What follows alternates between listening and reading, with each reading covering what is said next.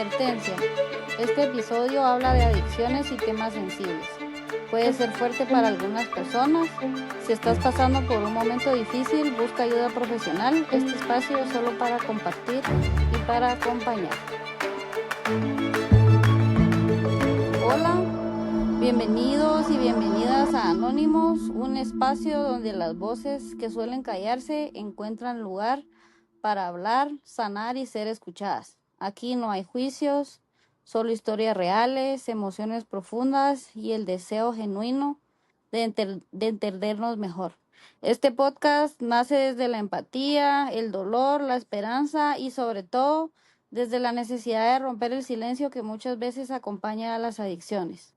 Yo soy María y dentro de unos momentos se unirá José.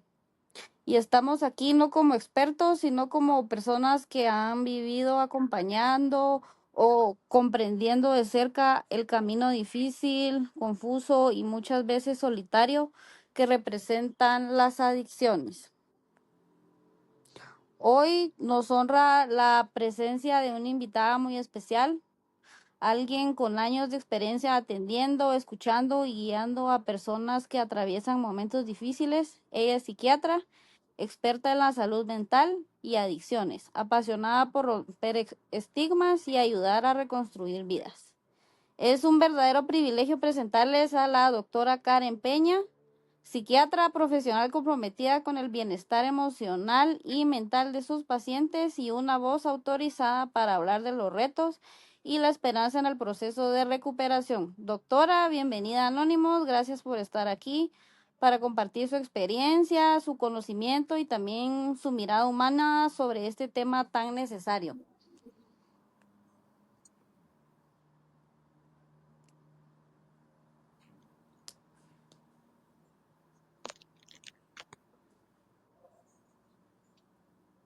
Doctora, ¿me escucha?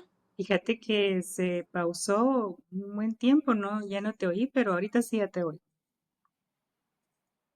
Ok, le daba la bienvenida al podcast por estar aquí y compartir de su valioso tiempo con nosotros. Ok, gracias Natalie. Es un gusto estar con ustedes compartiendo algunas experiencias. Eh, Mi rol de hoy es de terapeuta, pero también he sido paciente, ¿verdad? No por adicciones, sino por otras razones, pero tal vez más adelante podemos aclarar por qué no es tan diferente, ¿verdad? La búsqueda de ayuda y también la posibilidad de ir mejorando el carácter, la personalidad y la funcionalidad, ¿verdad? A través de la terapia. Me gustaría escuchar más adelante. Entonces, empecemos. Usted como psiquiatra, ¿cómo definiría una adicción? ¿Es una enfermedad, una conducta aprendida o una decisión? Yo diría que tiene de las tres cosas, ¿verdad? Posiblemente hay determinantes en las que uno no tiene ningún control, que puede ser una conducta aprendida. Vemos que, por ejemplo, nuestra sociedad guatemalteca tiene muy naturalizado la, el alcoholismo. Tan así que hace pocos días estaba platicando con un paciente, le comentaba que en una iglesia, no sé si de Palín o de Comalapa, entre el Villa Crucis hay un borracho, ¿verdad? A la par de Jesús. Y Ujú. como un personaje célebre, ¿verdad? Y hasta querido socialmente. Entonces, creo que hay como naturalización y tolerancia para cierto tipo de consumo, en este caso el alcohol, y creo que también el advenimiento del desarrollo de más drogas de consumo em, o sustancias que se usan como para entretenimiento, que así les dicen, pues eso ha diversificado la aparición de otro tipo de dependencias, ¿verdad? Eso por un lado. Y otro factor que también hace la diferencia es que no todas las personas tienen sistemas nerviosos que se van a volver dependientes de las sustancias, de las diferentes sustancias. Hay quienes más tienen esa tendencia y posiblemente ahí sí entraría el factor de la herencia, ¿verdad? Genético, donde hay familias enteras, ¿verdad? Que son consumidores. Y por el otro lado, cuando ya se vuelve el consumo algo repetido y que a sabiendas las personas saben que pierden el control y que obviamente cualquier sustancia sí provoca daño, ¿verdad? Al sistema nervioso y también al metabolismo, al cuerpo, pues las personas están tomando una decisión, digamos que consciente, ante la cual no pueden parar, ¿verdad? Ujú. En mi caso, qué interesante escucharlo porque usted mencionaba el factor generacional. En Sí, mi caso, creo que yo ya traía esta predisposición porque en mi familia, mis antepasados tenían problemas serios con el alcohol. Entonces sí, tal vez yo ya traía esa predisposición, ¿verdad? sí, hay factores genéticos y también epigenéticos, Natalie, ¿verdad? Por ejemplo, donde está naturalizado el consumo, se ve como algo natural que hasta los niños consuman en las reuniones sociales, ¿verdad? O familiares. Ujú. Y desde ahí empieza. Yo tengo mucha gente conocida que empezó el consumo a los 12 años, 11 años, entre fiesta y fiesta familiar, a escondidas se tragaban las botellas, ¿verdad? Ahí empezaron muchos de ellos. Ujú. Lástima que José no se ha conectado porque él empezó a probar sustancias a sus 12 años. Así es, sí. Él formó una adicción a la cocaína. Él comentaba en los capítulos anteriores que la droga llenó un vacío existencial en él porque él a sus 12 años perdió a su papá. Entonces dice que como que experimentar con el alcohol, con las drogas, como que le llenaba ese vacío que, que no, que era al no tener su papá, ¿verdad? Así es, sí. La mayoría de consumos está determinado mucho por las experiencias emocionales, por las carencias, incluso experiencias traumáticas. Y Ujú, lo que hacen las sustancias es llenar vacíos, como tú bien dices. Yo he conocido personas que mencionan que cierto tipo de drogas lo que hacen es sentir que aman al mundo, ¿verdad? Y sentirse contentos, ¿verdad? En un grupo. Y obviamente, pues eso es una compensación de algo que no se puede encontrar tan fácil como imaginarlo y ahí está. Pero la droga puede crear esa sensación, ¿verdad? sí. Ujú. Y yo quisiera saber, doctora, ¿qué pasa en el cerebro de una persona que es adicta? ¿Por qué les cuesta tanto dejar de consumir, incluso cuando uno está pues consciente de lo que está haciendo es dañino para la salud? Mira, es como multifactorial eso, ¿verdad? Depende mucho de qué vacío se está llenando. Como te decía anteriormente, hay aprendizajes que, que tienen que ver con experiencias traumáticas de la infancia temprana, ¿verdad? Como abusos, negligencia, abandono, ver que los cuidadores consumen o que tu entorno está rodeado de ese tipo de facilitación, ¿verdad? De las sustancias. Como hoy día, ¿verdad? Hay mucha gente que tiene contacto con las sustancias en los colegios, ¿verdad? Ujú, Entonces, tiene que ver mucho con eso y también tiene que ver mucho con la molécula de la sustancia que se consume.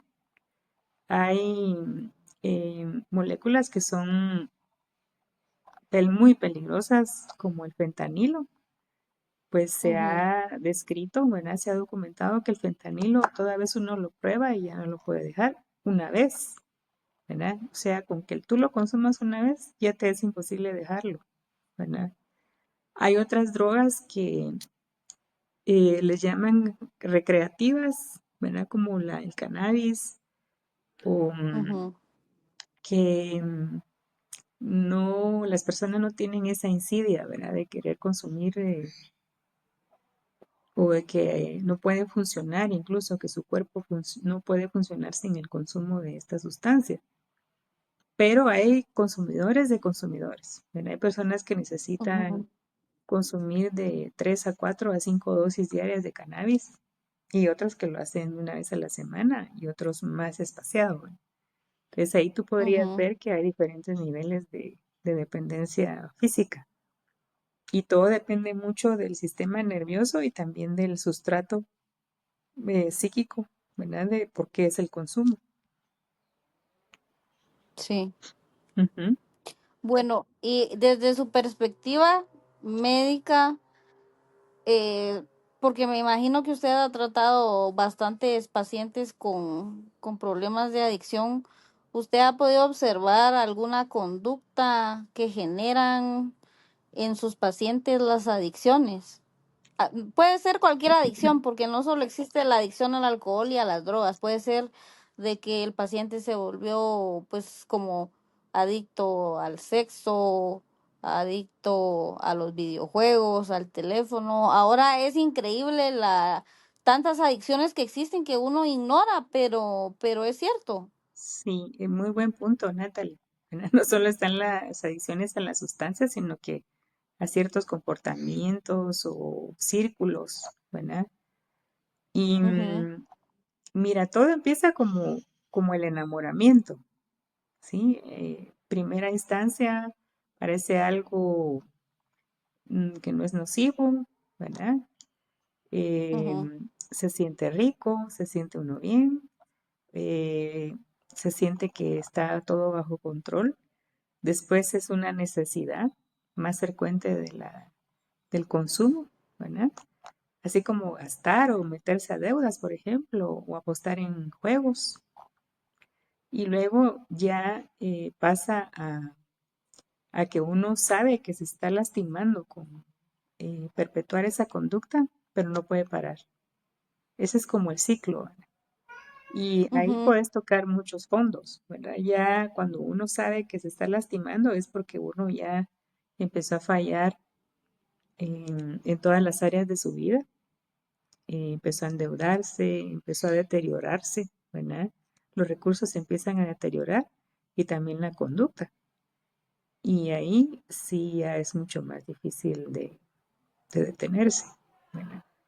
A veces hay Ujú. personas que tocan tanto fondo que pues sí llegan a tener desórdenes mentales graves, accidentes, problemas legales. Son cosas que son parte de ese tocar fondo. Yo creo que en mi caso muy particular, doctora, porque yo pienso que mi adicción viene de todos estos bueno, no son tantos, ¿verdad? Pero son los trastornos que ya tengo diagnosticados que me llevaron a consumir la droga para como tratar de aplacar esa como tempestad que yo manejaba en mi cabeza, porque yo antes de ir a terapia, pues yo era ignorante de lo que pasaba en mi cabeza. Yo creo que hay muchas personas que tienen adicciones que pues tal vez tienen algún trastorno psicológico, psiquiátrico que no se han tratado y puede ser que de ahí venga su adicción. En mi caso muy particular, yo antes de empezar a tratarme, pues yo sabía que algo en mí no estaba bien, porque yo siempre estaba buscando el alcohol y estaba buscando las drogas para calmar esa tempestad que yo manejaba en mi cabeza. Pues Sí, ahora, gracias a la terapia, gracias a las sesiones a las que asistía a Narcóticos Anónimos, el apoyo de mi familia, de mi esposo, pues yo me he ido encaminando. Pero sí, ¿cree usted que eso puede ser también, que hay muchas personas que son adictas con trastornos psiquiátricos no diagnosticados, que esta es su manera de como que automedicarse, ¿verdad? En su ignorancia. muy bien dicho, Natalie. Sí, detrás de muchos de los eh, tipos de consumo puede haber desórdenes de personalidad, trastornos mentales graves como el trastorno bipolar o de todo tipo, ¿verdad? Con depresiones cíclicas resistentes al tratamiento o estas bipolaridades que pueden dar en manía o depresión. Puede haber ansiedad, duelos complicados, secuelas postraumáticas es una infinidad también puede haber personalidades del espectro autista, ¿verdad? Ujú. Y entonces las personas buscan una solución para todo este combo de cosas que todavía no entienden y a veces el consumo de algún comportamiento, alguna circunstancia o alguna sustancia puede aliviar momentáneamente la, la sensación de angustia, ¿verdad? De agitación interna, de devaluación perenne, ¿verdad? De deseos de morir. Sí, ayer estaba viendo precisamente en la historia de Edgar Allan Poe, que era alcohólico y bastante depresivo, con una historia Sí. tremenda, ¿verdad? Con muchos traumas de la infancia, duelos no resueltos y pues era un adicto, ¿verdad? Ujú. Sí. Y qué interesante tocar estos temas, doctora, porque a mí me gustaría, bueno, a las personas que nos escuchan, me gustaría dejar su información de la clínica porque yo pienso que no hay suficientes psiquiatras en Guatemala. Con usted lo hemos discutido en varias ocasiones. Usted me mencionaba que eran ciento y algo de psiquiatras que no se dan abasto para atender a todas las personas, pero me gustaría dejar su información en la biografía de este capítulo, porque siempre es bueno que uno asista con un profesional de la salud mental porque quizá nuestra adicción es un, pues, aunque la gente se lo toma mal, tal vez es un trastorno psiquiátrico no diagnosticado y necesitamos a un profesional de la salud mental para que nos ayude a salir adelante. Sí, gracias Natalie por la propaganda gratis. Yo encantada. Pero sí, fíjate que sí habemos como aproximadamente entre 140 150 psiquiatras para todo el país, imagínate, ¿verdad? No se dan abasto. No, Y estamos de acuerdo con que aquí en este país el tema de la salud mental es un tabú. Creo que la gente, bueno, yo he conocido varias personas que se ven que por fuera que están felices y por dentro no sabemos la tempestad que llevan, ¿verdad? sí, y muchos viven negando, ¿verdad? Con aparente euforia o contentamiento las experiencias trágicas de su vida, ¿verdad? Como poniendo buena cara.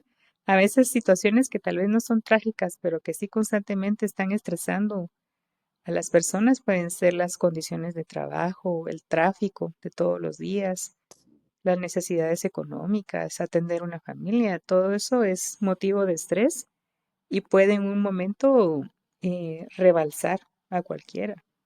Ujú.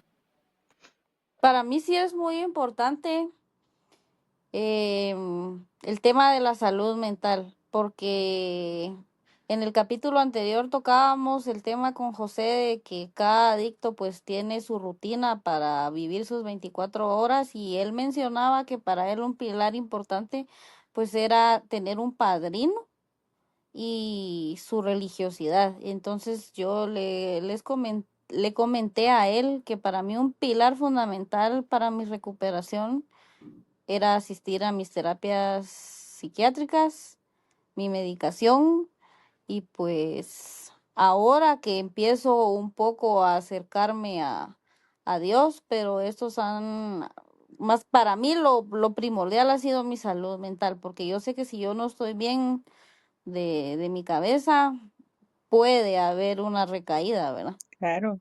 Y lo que no hay que olvidar es que somos seres humanos integrales, que no solo necesitamos de recursos materiales para sobrevivir, sino que también Ujú.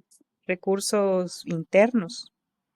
Y ahí Sí, entra los afectos, la interrelación, el grupo, la pertenencia, la familia, el amor, todo lo que pueda constituirse como una red social, ¿verdad? Y que le dé a uno continente y sentido, ¿verdad?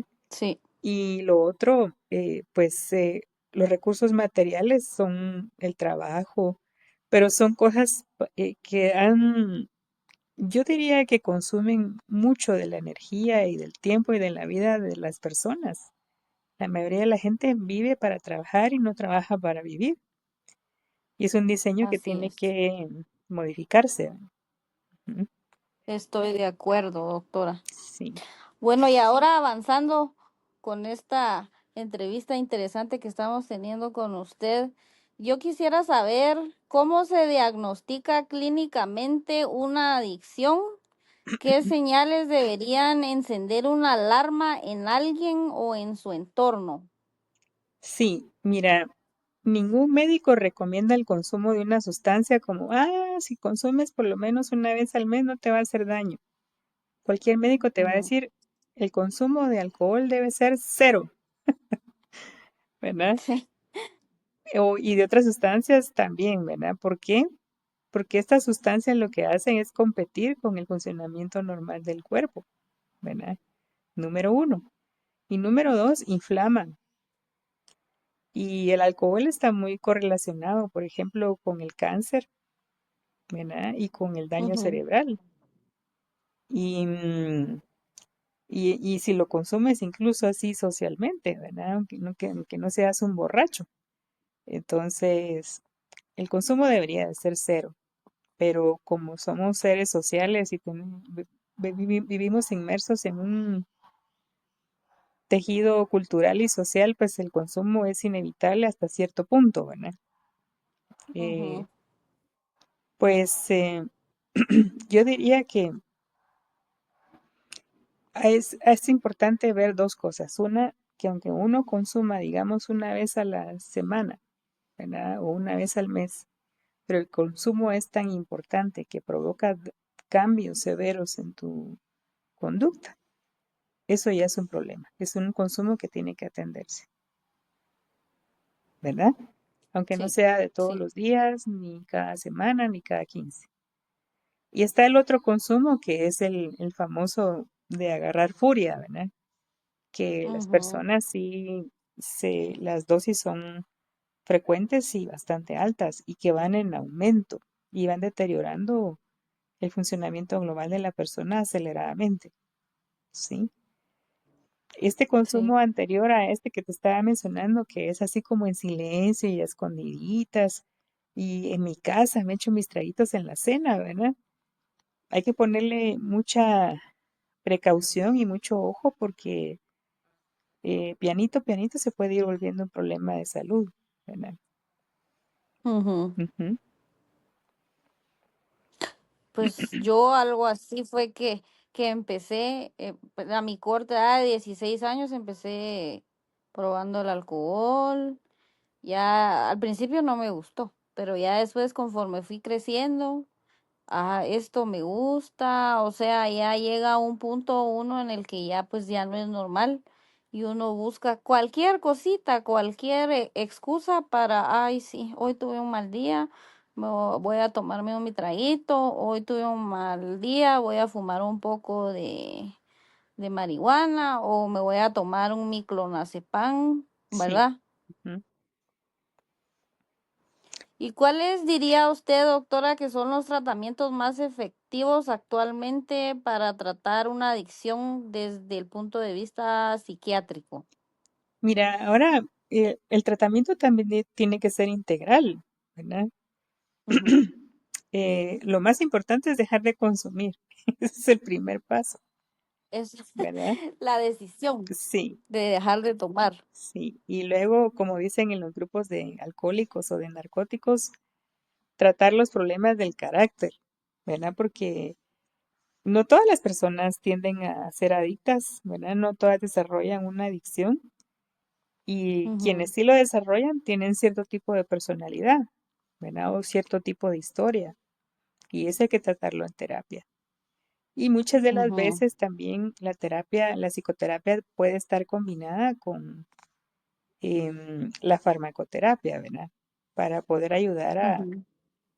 a los síntomas agudos que podrían ser la depresión, la ansiedad o los trastornos mentales de base que puedan estar relacionados, ¿verdad? Con el consumo básicamente eso. Y luego en la terapia de mantenimiento, donde ya podría no existir fármacos dependiendo del caso, creo que sí es importante continuar con la terapia de manera longitudinal y a largo plazo porque uno nunca deja de conocerse, Natalie, Ujú. y siempre ayuda a tener un referente, ¿verdad? Donde tú puedas ir a continuar el conocimiento de ti mismo, consolidar tu autoconfianza. Uno no es el mismo en todas las etapas de su vida. Todas las etapas de la vida te hacen cambiar y enfrentar nuevos retos. Entonces creo que tener un acompañamiento a largo plazo a cualquiera le puede hacer bien. Sí, porque yo pienso que es como lo tocábamos anteriormente, doctora, que tienen esa mentalidad de que, ay, a mí Dios me cura. Yo no voy a ir a terapia porque Dios me cura. Yo no voy a ir a terapia porque yo no estoy loca. Yo una vez escuché un comentario de una persona que alguien le dijo, mira, yo pienso que deberías de ir a terapia, deberías tratarte. No, es que yo no soy esquizofrénica.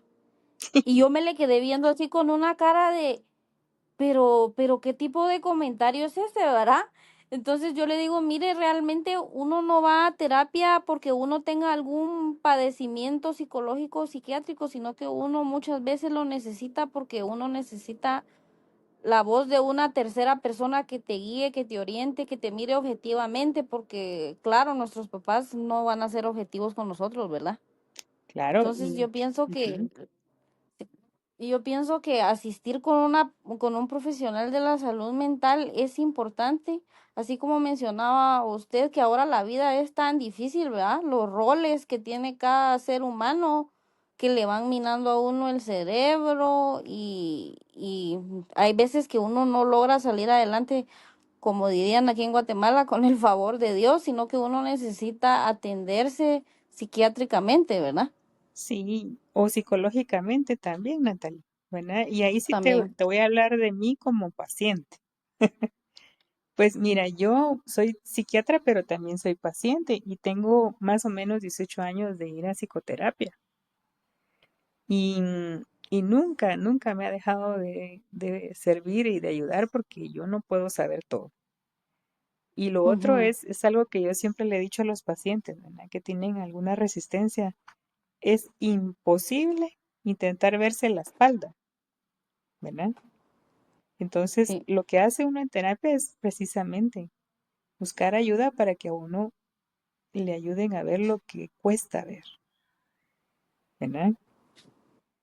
Sí. Entonces, no, no va a poder uno solo, necesita uno un acompañamiento. Y puede ser un psiquiatra o puede ser un psicólogo, ¿verdad? Un consejero, gente entrenada para ver más allá de lo que uno puede considerar. Ujú. Así es. Yo en la biografía de este episodio les voy a dejar pues varios links con información de centros que trabajan gratuitamente. Hay psicólogos que ayudan a personas pues que no tienen la capacidad para pagar una cita con un psicólogo o con un psiquiatra. Yo en la biografía les voy a dejar los links para que se puedan comunicar a estos centros de ayuda. Sí, excelente. Y las sesiones de grupo de autoayuda son magníficas. El poder que tiene la terapia grupal, en donde las personas están no solo perteneciendo a un grupo que tiene problemas similares, sino que además pueden Ujú. lograr ver soluciones diferentes en diferentes casos y evoluciones, porque hay gente que logra mantenerse sobria permanentemente, ¿verdad? Ujú.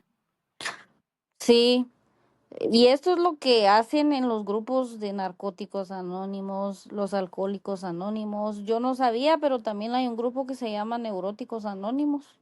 Yo Ajá. hace poco iba en el carro con mi esposo y vimos neuróticos anónimos también hay, o sea, hay una infinidad de redes de apoyo aquí en Guatemala que pues no es necesario a veces, ¿verdad?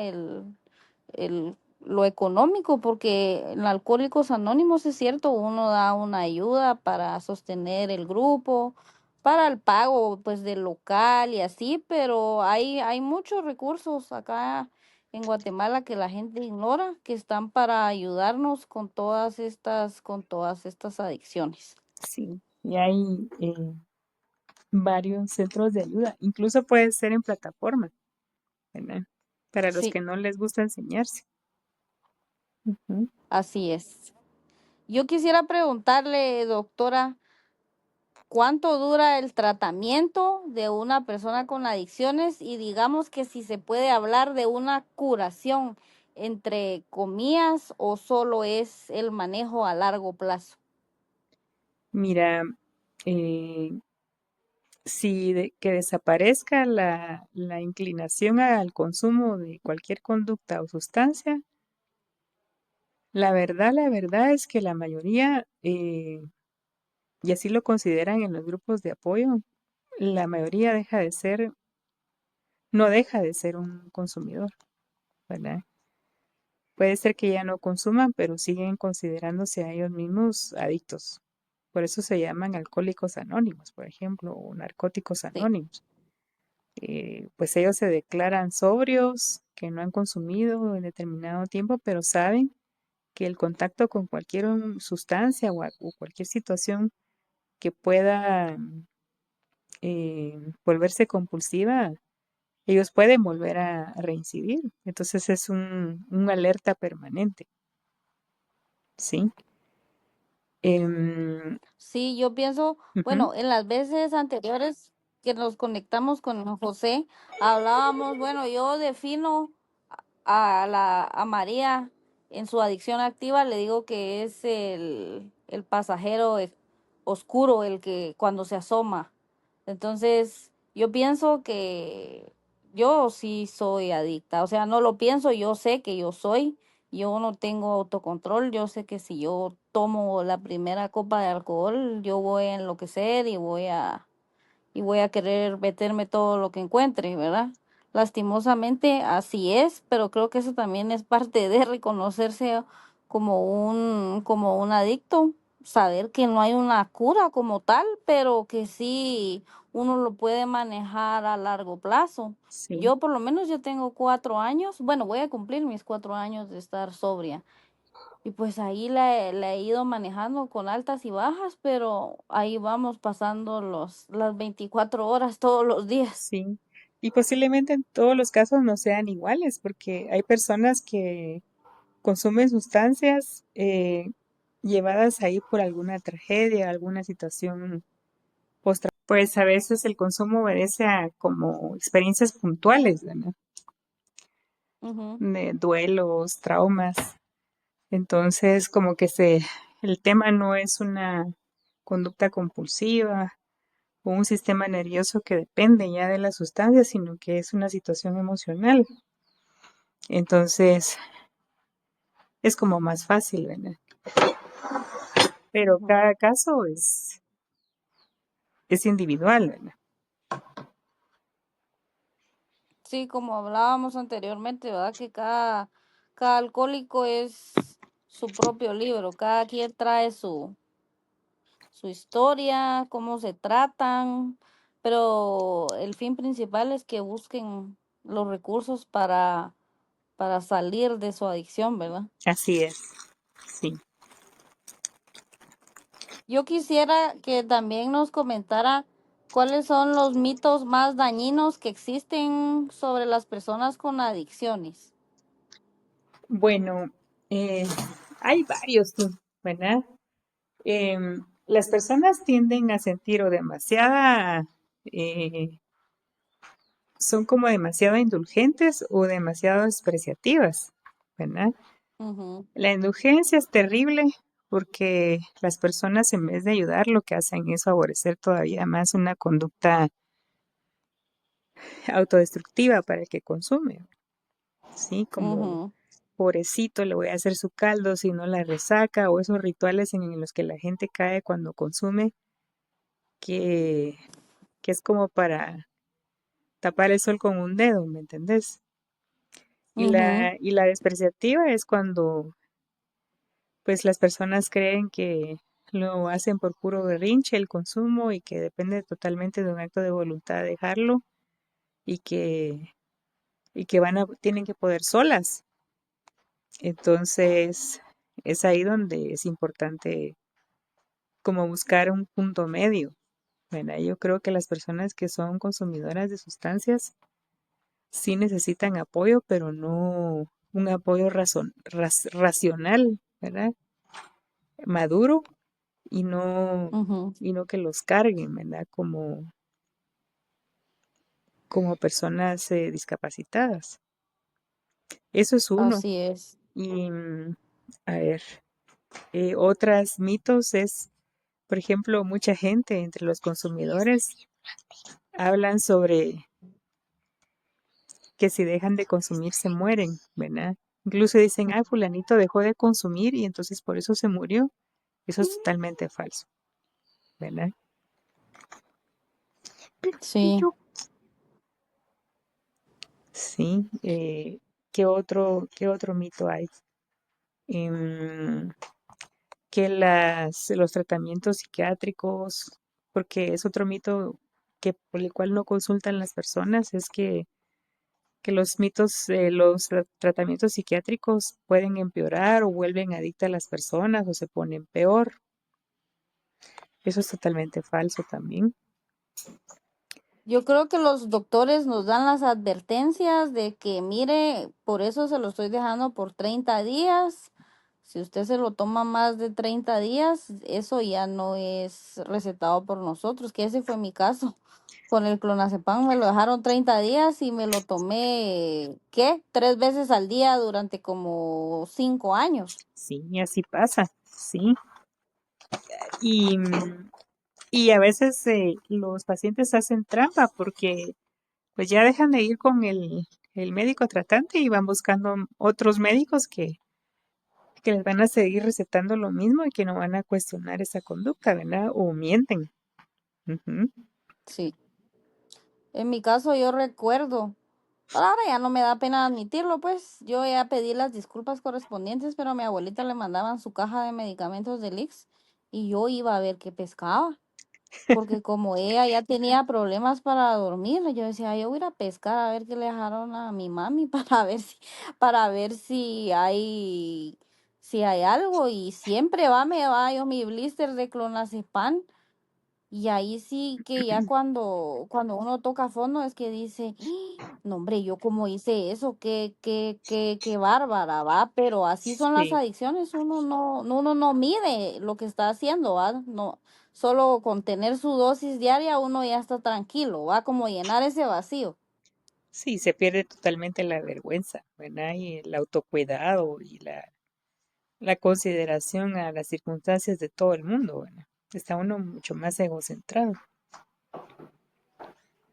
Sí. También, no sé si usted ha escuchado este mito que dicen, ay, es que las personas que están más propensas a volverse adictos son las personas que viven así en situación de riesgo. Yo pienso que no siempre es así. De riesgo como que vivan entre adictos o algo. O No, de riesgo me refiero a que son personas de escasos recursos o que viven en una pobreza así muy grande. no, eso no es directamente relacionable, ¿verdad? Con que si la gente es más pobre, más adicta, no, no lo es. Pero la pobreza, ¿verdad? La negligencia, la falta de recursos sí puede ser un detonante Ujú. para que ciertas personas sí puedan consumir, ¿verdad? Como de una manera adictiva. Pero eso es en todos, pues en todos los estratos sociales hay detonantes, Así es. circunstancias de riesgo, vulnerabilidades. Es igual. Todos tenemos todos estamos propensos en alguna etapa de nuestra vida a llegar a recaer, ¿verdad? Sí, ese es un buen punto. Mira, porque, por ejemplo, ¿qué es lo que favorece el consumo, por ejemplo, en la juventud? una de las cosas que favorece el consumo es que hay una necesidad importante de pertenencia y que hay como más experiencia vital en grupo, ¿verdad? Ujú, Son los que más van a los antros a echarse las chelas. Eh, el marketing, el comercio se nutre de ese tipo de mercado, ¿verdad? Y ujú. mucha de la publicidad está dirigida a ese tipo a ese estrato de la población, ¿verdad? A los jóvenes. Y Estoy de acuerdo. entonces eso es mucho más, seduce mucho más a este estrato de población de manera inconsciente a que pues estén en situaciones de riesgo, como tú dices, donde va a haber consumo de cualquier cosa, ¿verdad? Hoy día en los Ujú. raves y en las fiestas, ahí hay, te lo voy a decir en el calor, ¿verdad? De que se maneja ahí, pues se comparten las pepas, ¿verdad? Y todo lo que se pueda compartir ahí para aumentar la experiencia de euforia. Ujú. Y también tú ves en la televisión las series de jóvenes y de en el primer mundo o en el tercer mundo, el consumo es algo habitual, ¿verdad? Yo diría que hasta como parte de la experiencia normal, entre comillas, de las experiencias de grupo. Ujú. Sí, doctora, ya el consumo de las drogas y el alcohol es algo que ya está normalizado. Sí, Y yo pienso que sí es algo que se debería de manejar porque ya consumir tantas veces por semana como lo hablamos anteriormente ya no es normal. no lo es. Y ahí se corre el riesgo de que algunas personas con otros factores de riesgo pues se quede prendida del consumo, ¿verdad? Ujú. Sí, porque como decía usted anteriormente, que pues puede estar vulnerable por alguna situación de su vida y ya se generó la adicción, ¿verdad? Así es. Ujú. ¿Y usted, doctora, por qué piensa que hay personas que, bueno, no hay, casi que la mayoría de personas, por qué se tardan tanto en pedir ayuda? ¿Usted cree que existen barreras emocionales, sociales o estructurales? Todo lo que tú mencionaste, todas son correctas. Sí, fíjate que lo que pasa es que la mayoría no sabe que existe la ayuda, ni cómo es la ayuda. Ujú, Hay mucha desinformación o ignorancia incluso.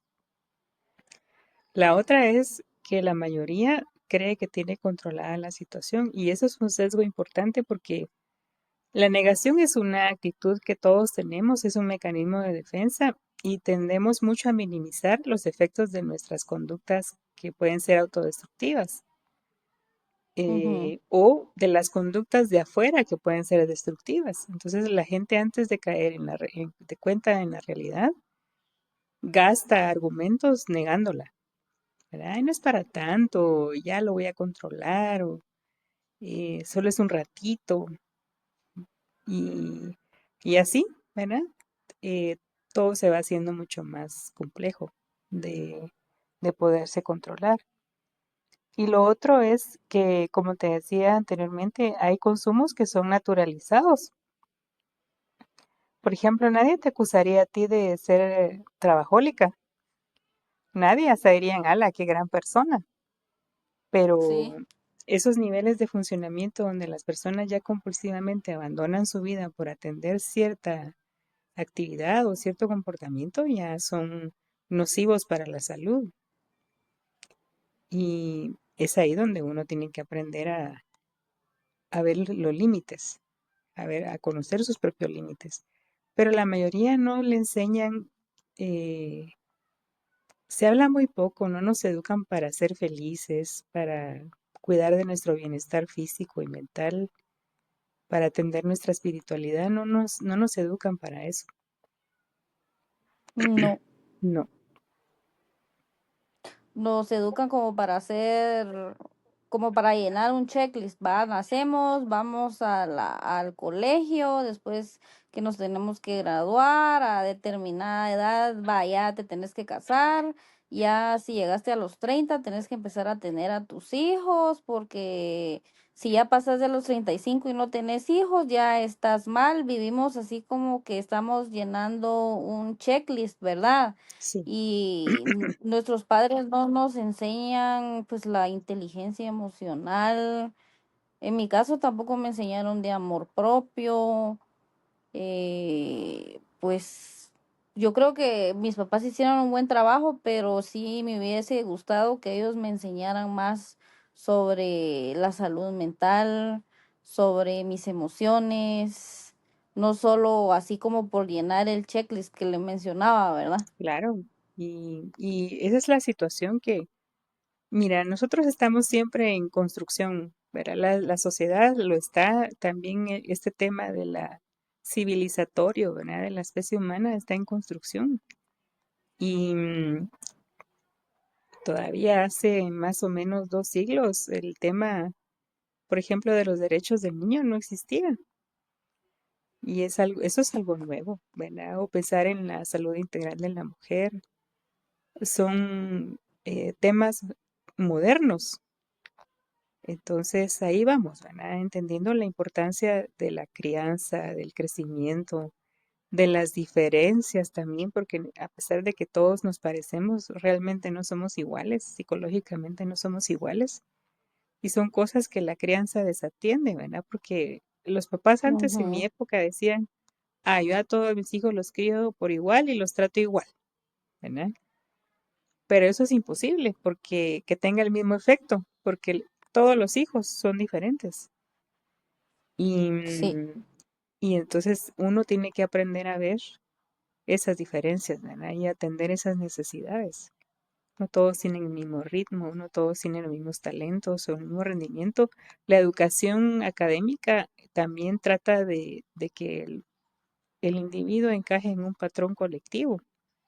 Entonces se desatienden las ujú. diferencias, mira, los ritmos que cada quien puede tener, ¿verdad? Entonces es un tema estructural, como tú decías, Sí. ¿verdad? Ujú, Yo pienso, doctora, que en mi caso, y qué bueno que lo menciona usted, porque yo la verdad es que mis papás siempre dijeron esto de que ellos a sus tres hijas las habían criado por igual, y esas tres individuas que criaron mis papás son tres seres humanos totalmente diferentes. claro. Ujú, Mi hermana mayor es muy reservada, ella es una persona que le gusta leer, es tímida, o sea, ella no es muy extrovertida. Mi otra hermana es, ay, puchica, ella es el alma de la fiesta, es extrovertida, ella le gusta estar en todos lados. Y después nací yo, que a mis 10 años me diagnostican el déficit de atención, y ya a mis veintitantos años me diagnostican un ciclotismo, y mis necesidades no eran iguales a las de mis hermanas. Pues mis papás hicieron lo que pudieron conmigo, con los recursos que habían en esa época, pero ahí sí que tal vez sí, ellos tal vez hubieran podido como que ponerme un poco más de atención, pero pues eso ya está en el pasado. Y yo para mi recuperación, todos estos factores emocionales, las barreras, porque por lo menos a mí mis papás no me ayudaron en mi recuperación. Ahí sí que yo solita me llevé a los grupos, y tocarlo, el tema de que yo tenía problemas de adicción, era, no, no, eso no. Eh, o sea, me evadían el tema, y si uno lo menciona así también en la familia es así como, ay, no, ni lo digas, no, no menciones esas cosas, ¿verdad? ujú. Sí, eso es en tu caso, ¿verdad? Imagínate ya Ujú. en otras circunstancias o ambientes, por ejemplo, en el área rural. ¿Cuánta información se tiene, verdad, sobre eso? Si la gente tiene acceso Ujú. a recursos también para atender todas las necesidades de familia, ¿verdad? Y de la crianza. Ujú. Así es.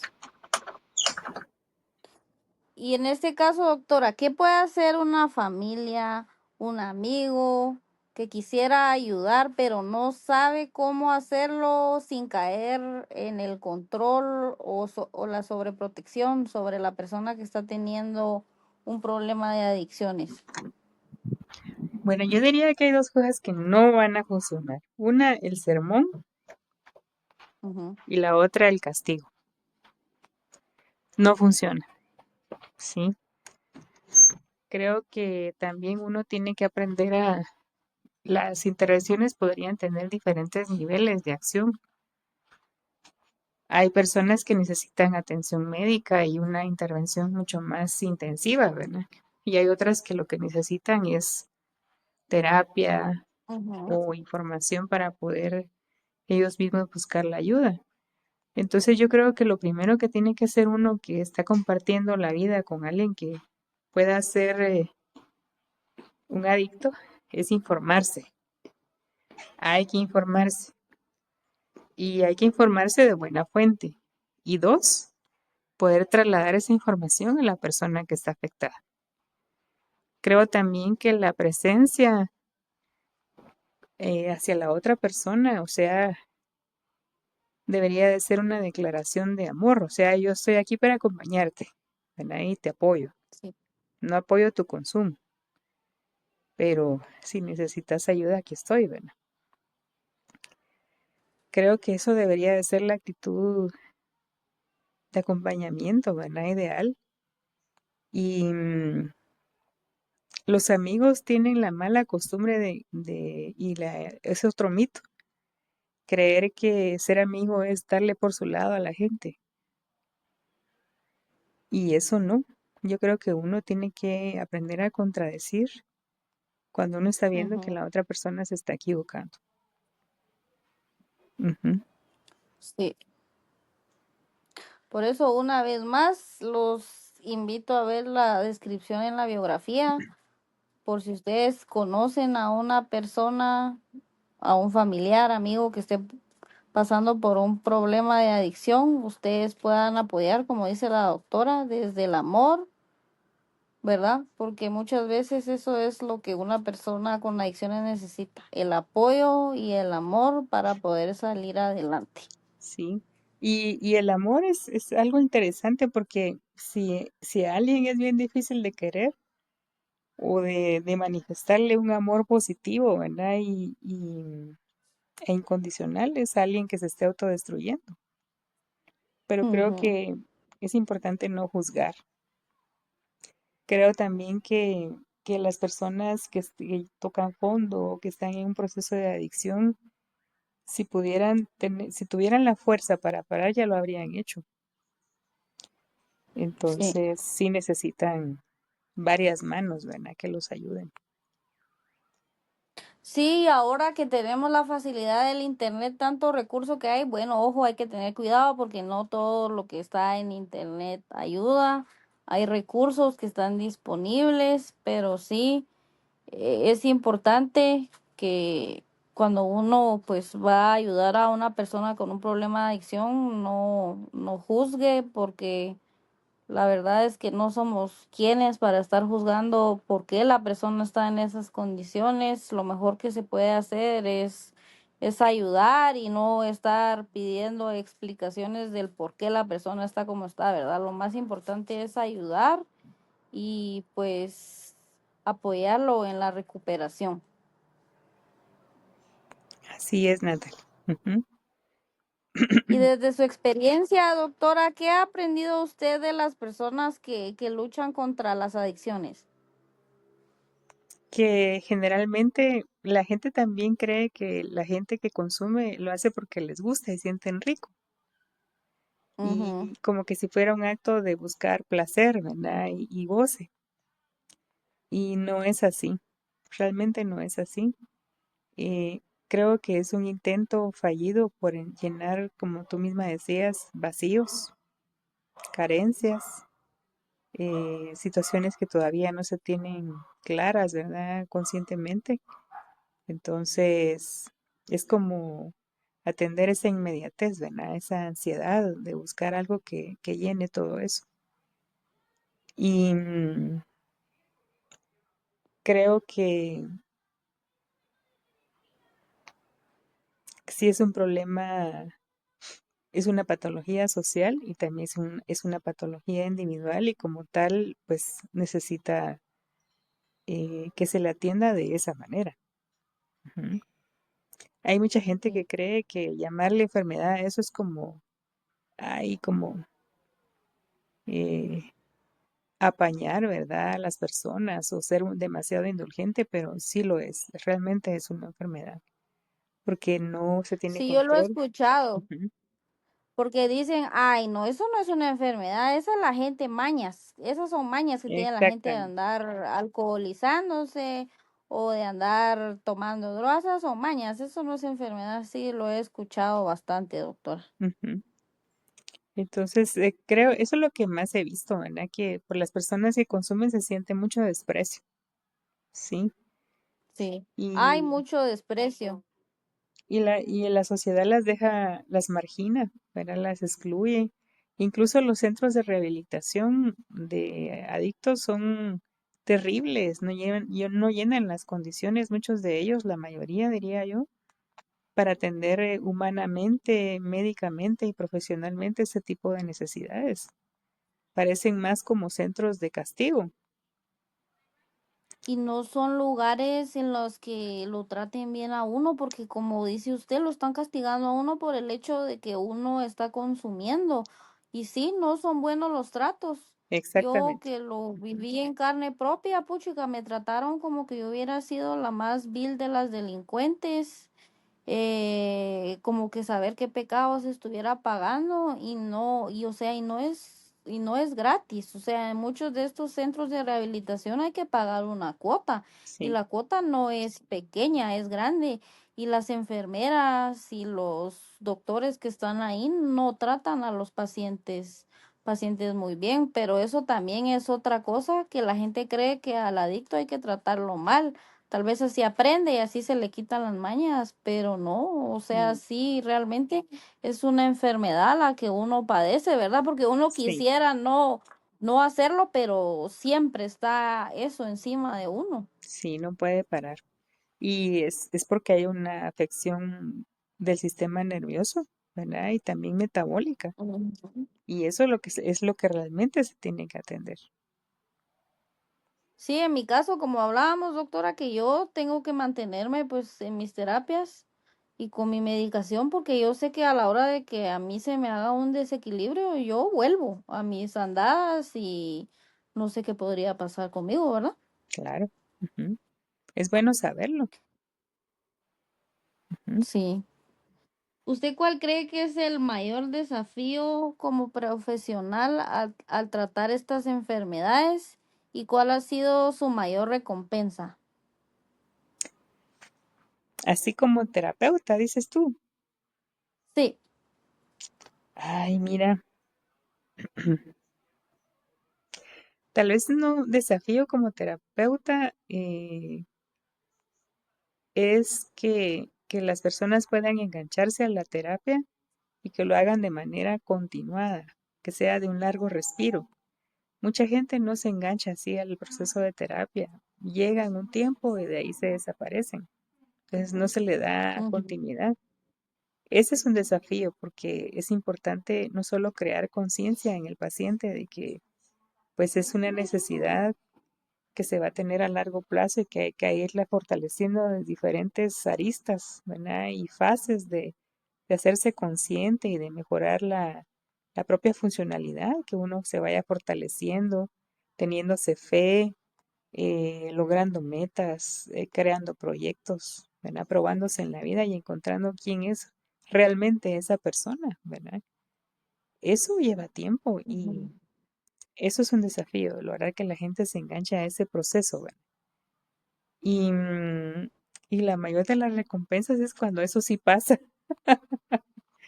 Hay ¿Cuándo que, sí pasa? sí, hay gente que sí lo logra, le da continuidad, crece, se compromete, ¿verdad? No solo a su tratamiento, sino a su autocuidado y a conocerse profundamente.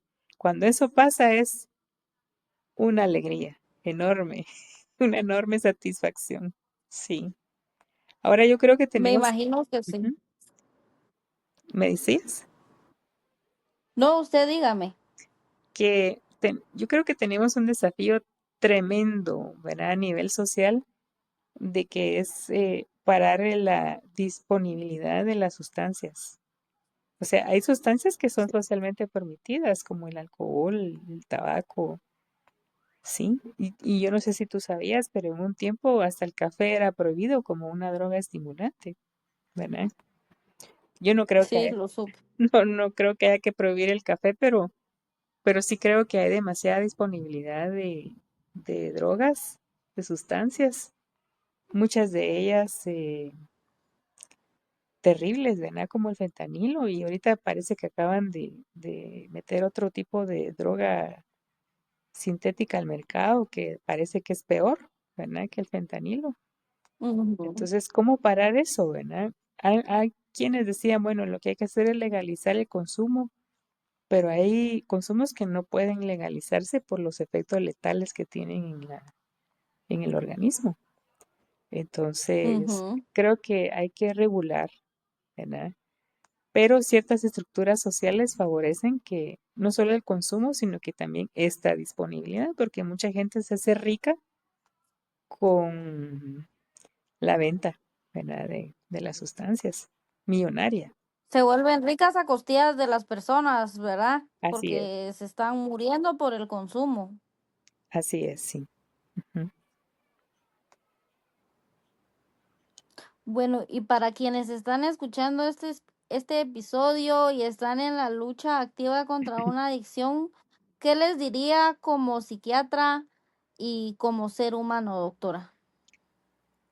Que a todos nos puede pasar lo que están atravesando. Eso no los hace peores personas, tampoco los hace débiles. Creo que es importante sentarse y aceptar que no se puede solo salir de ese círculo y que es importante aceptar la ayuda, una ayuda bien informada, una ayuda profesional que sea de largo respiro, porque salir de todo ese círculo que determina el consumo es bien complejo y lleva tiempo e ir diferenciando todas las capas que han determinado eso. Si puede ser un Ujú. trauma de la infancia, si puede ser una negligencia, si pueden ser rasgos de personalidad, si puede ser un trastorno mental de base. Todo eso tiene que irse descubriendo. Entonces, la mayoría siente vergüenza y culpa de reconocerlo, pero es importante declararse, rendirse ante la situación y hacer lo correcto. Ujú. Doctora Karen, yo le quiero dar las gracias por habernos acompañado hoy en Anónimos. Ha sido un verdadero honor escuchar su visión, su experiencia y sobre todo su sensibilidad para abordar este tema que toca a tantas personas y a tantas familias aquí en Guatemala.